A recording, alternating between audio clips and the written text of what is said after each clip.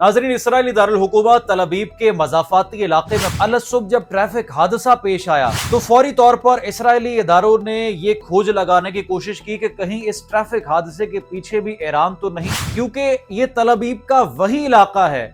जिसे ईरान कुछ घंटों में टारगेट करने वाला है। अमेरिका का इस सारे के सारे मामले में क्या अमल दखल होगा? जो दीगर मशरिक़ वुस्ता के ममालिक इस जंग से मुतासिर हो रहे हैं, इस जंग को फौरी तौर पर रोकना चाहिए। तो एंटनी ब्लिंकन का इस हवाले से कोई वाज़ेह स्टेटमेंट नहीं आया। अमेरिका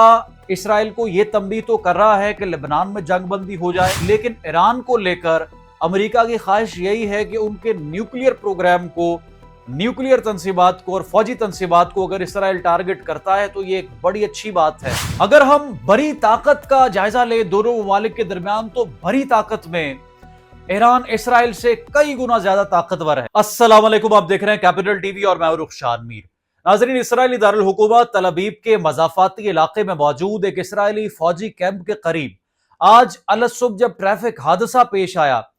तो फौरी तौर पर इसराइली इदारों ने यह खोज लगाने की कोशिश की कि कहीं इस ट्रैफिक हादसे के पीछे भी ईरान तो नहीं,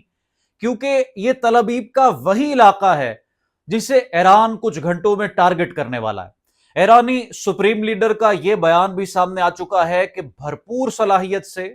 और भरपूर फोर्स से इसराइल को जवाब देंगे और यह जवाब आने वाले चंद घंटों में सामने आएगा। लेकिन यहां पर यह बात काबिल गौर है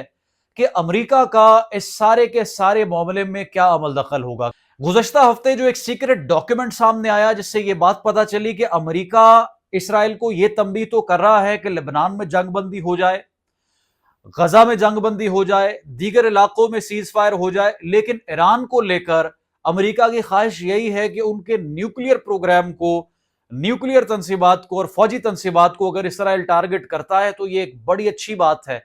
और इसको सेलिब्रेट किया जाना चाहिए। पहले उसको तस्लीम कर लिया गया, बाद में उसकी तरदीद आ गई, लेकिन यही हकीकत है और पूरी दुनिया इस बात को जानती है। तो अमेरिका का इस सारी सूरत हाल पर जो किरदार है वो तो हम सबके सामने है, और अगर ईरान और इसराइल जंग के एक नए फेज में दाखिल होते हैं, जो कि यकीनी तौर पर अब होने जा रहे हैं, क्योंकि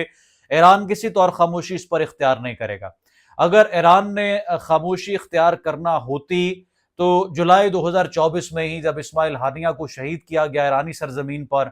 तो उनकी तरफ से कोई रिस्पॉन्ड ना किया जाता, या फिर जब लेबनान में पेजर धमाके हुए तो ईरान की तरफ से स्टेटमेंट ही ना आता। लेकिन ईरान तो इसराइल को खुलकर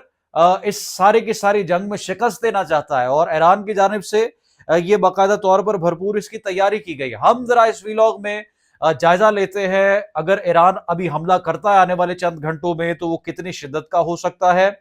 और साथ ही साथ ये भी देख लेते हैं कि जो दिफाई, मुआशी, मिलिट्री फोर्स के हिसाब से दोनों ममालिक का अगर तकाबुली जायजा लिया जाए तो कौन सा मुल्क इस वक्त आज की तारीख में ज्यादा ताकतवर है। तो जरा ये मुलाहिजा कीजिए जो इस वक्त सूरत हाल है। नाजरीन, इसराइल मुआशी लिहाज से ताकतवर मुल्क है और सालाना दिफाई बजट 24 अरब डॉलर से ज्यादा है, लेकिन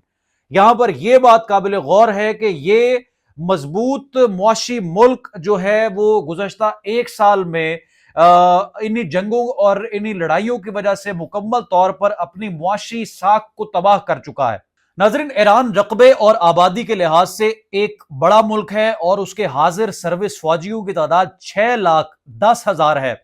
जबकि इसराइली हाजिर सर्विस फौजियों की तादाद सिर्फ 1,70,000 है। इसराइल के रिजर्व फौजियों की तादाद 4,65,000 है, जबकि ईरान के रिजर्व फौजियों की तादाद 3,50,000 है। ईरान की पैरामिलिट्री फोर्स के जवानों की तादाद 2,20,000 है, जबकि इसराइल के पैरामिलिट्री फोर्स 35,000 फौजियों पर मुश्तमिल है। अगर फिजाई ताकत के लिहाज से इसराइल और ईरान का कंपैरिजन किया जाए तो इसराइल का जो फिजाई बेड़ा है वो कुल 612 छोटे बड़े तैयारों और हेलीकॉप्टर्स वगैरह पर मुश्तमिल है, जबकि ईरान के पास 591 तैयारे और हेलीकॉप्टर्स मौजूद हैं और इसराइल के जंगी तैयारों की तादाद 241 और ईरान के जंगी तैयारों की तादाद 186 है।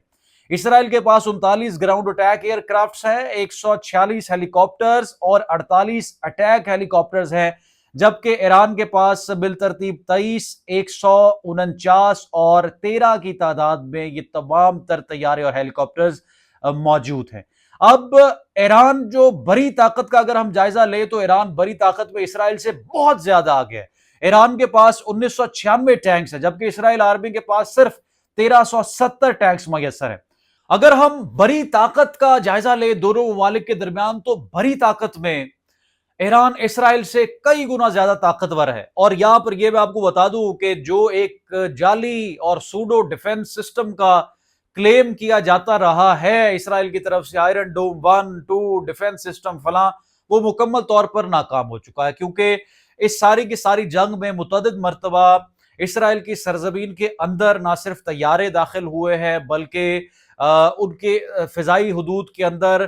بیلسٹک میزائلز ہم نے داخل ہوتے ہوئے دیکھے ہیں۔ وہاں پر باقاعدہ ملٹری جو ان کے کیمپس ہیں ان کو ٹارگٹ کیا گیا ہے۔ تو وہ آئرن ڈوم سسٹم جو فضا میں ہی اپنے خلاف آنے والے راکٹس کو یا میزائلز کو تباہ کر سکتا تھا، وہ تو ہم نے کہیں پر دیکھا نہیں، تو اس کا مطلب ہے کہ وہ ایک جھوٹ کا پلندہ تھا، اس میں حقیقت کچھ تھی ہی نہیں۔ ایران بڑی طاقت میں اسرائیل سے بہت زیادہ آگے ہے اور ایران کے پاس 1996 ٹینکس ہے اور اسرائیل آرمی کو صرف 1370 ٹینکس ہی میسر ہے۔ آرمڈ وہیکلز کی تعداد میں بھی ایران کا پلڑا بہت بھاری ہے۔ ایران کے پاس 65,768 جبکہ اسرائیل کے پاس 43,407 آرمڈ وہیکلز ہے۔ اسرائیلی سیلف پروپیلڈ آرٹلری کی تعداد 650 ہے جبکہ ایران کے پاس اس کی مجموعی تعداد 580 ہے۔ ایرانی آرمی کے پاس ٹوڈ آرٹلری کی تعداد 2050 ہے جبکہ اسرائیل کے پاس ان کی کل تعداد 300 ہے۔ ایران کے موبائل راکٹ لانچرز کی تعداد 775 ہے جبکہ اسرائیل کے پاس یہ صرف 150 ہیں۔ بحری لحاظ سے بھی ایران اسرائیل سے بہت زیادہ طاقتور ہے۔ ایران دنیا کی 37ویں بڑی بحری قوت ہے جبکہ اسرائیل اس میدان میں 46ویں نمبر پر آتا ہے۔ ایرانی بحریہ کے پاس 101 چھوٹے بڑے جنگی جہاز اور کشتیاں موجود ہیں جبکہ اسرائیل کے پاس صرف 101 ہیں۔ ایران کے پاس 19 آبدوزیں ہیں جبکہ اسرائیلی بحریہ کے پاس صرف 5 آبدوزیں ہیں۔ اسرائیل کے پاس 5 بڑی کشتیاں ہیں جبکہ ایرانی بحریہ کے پاس کوئی بڑی کشتی موجود نہیں ہے، اور اسرائیل کے چھوٹے جنگی جہازوں کی تعداد 7 ہے جبکہ ایران کے پاس یہ صرف 3 ہی ہیں۔ ایران کے پاس سمندر کی تہہ میں بارودی سرنگیں بچھانے والی صرف ایک مشین ہے جبکہ اسرائیل کے پاس ایسی کچھ زیادہ مشینز موجود ہیں۔ ناظرین، یہ تمام تر فیکٹس اینڈ فگر جو ہے گلوبل فائر انڈیکس نامی ایک معتبر آن لائن ویب سائٹ سے لیے گئے ہیں جنہوں نے دنیا کے 145 ممالک کی جنگی صلاحیتوں اور معاشی طاقت کا جائزہ لیا ہے، اور یہ تمام تر فیکٹس اینڈ فگرز بالکل ایکوریٹ ہے۔ اگر ہم دونوں ممالک کے دفاعی بجٹ کا جائزہ لینے کی کوشش کریں تو یہ بات قابل غور ہے کہ چند مہینے پہلے یا گزشتہ سال تک تو اسرائیل کا دفاعی بجٹ ایران سے بہت زیادہ تھا، لیکن اس عرصے میں ان چند مہینوں میں بہت سی جنگوں میں خود کو انگیج رکھنے کے بعد اسرائیل دفاعی طور پر اور بجٹ کے لحاظ سے مکمل طور پر بینکرپٹ ہو چکا ہے۔ گزشتہ سال تک صورتحال بہت زیادہ مختلف تھی، وہ میں آپ کے سامنے رکھ دیتا ہوں۔ ناظرین، اسرائیل کا سالانہ دفاعی بجٹ 24 ارب ڈالر سے زائد تھا کچھ مہینے تک، اور ایران کا سالانہ دفاعی بجٹ تقریباً 10 ارب ڈالرز ہے، اور جو دفاعی بجٹ کے لحاظ سے اسرائیل دنیا کے 145 ممالک میں سے 19ویں نمبر پر آتا تھا، لیکن اب یہ نمبر بہت زیادہ پیچھے جا چکا ہے، اور اب دنیا کا وہ جو طبقہ ہے، وہ ممالک جو کہ دفاعی بجٹ پر بہت زیادہ رقم خرچ کرتے ہیں۔ گزشتہ سال تک تو ایران اس لسٹ میں 19ویں نمبر پر تھا 145 ممالک کے، لیکن وقت گزرنے کے ساتھ اور ان جنگوں میں خود کو انگیج کرنے کے بعد کمر مکمل طور پر ٹوٹ چکی ہے، اور اب ایران کا نمبر بہت پیچھے جا چکا ہے۔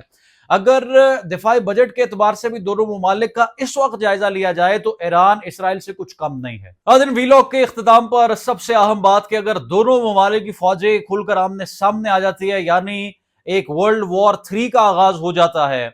تو یہ صورتحال بہت زیادہ خوفناک ہوگی، کیونکہ ایران اور اسرائیل کے درمیان جنگ صرف ان 2 ملکوں کے لیے نہیں ہے بلکہ پوری دنیا کے لیے ہولناک ثابت ہو سکتی ہے، اور اس کے اثرات کئی دہائیوں تک موجود رہیں گے۔ اسرائیل کو دنیا کی بڑی فوجی طاقتوں کی حمایت اس وقت حاصل ہے،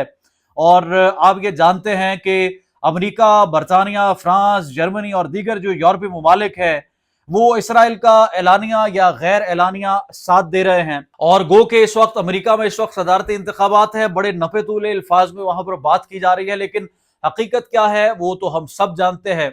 اور ایران کی مخالفت امریکہ کس طرح سے لیتا ہے ایک ثواب کا کام سمجھ کر، وہ بھی پوری دنیا کو معلوم ہے۔ لہٰذا جو طاقتور مغربی ممالک ہے یا اسلامی اتحاد ہے، ان کو اپنی تمام تر توانائیاں اس خطے میں امن کے لیے صرف کرنی چاہیے، اور اس خطے میں تمام تر بگاڑ پیدا کرنے والا جو اسرائیل ہے اس کو کسی طریقے سے نکیل ڈالنی چاہیے۔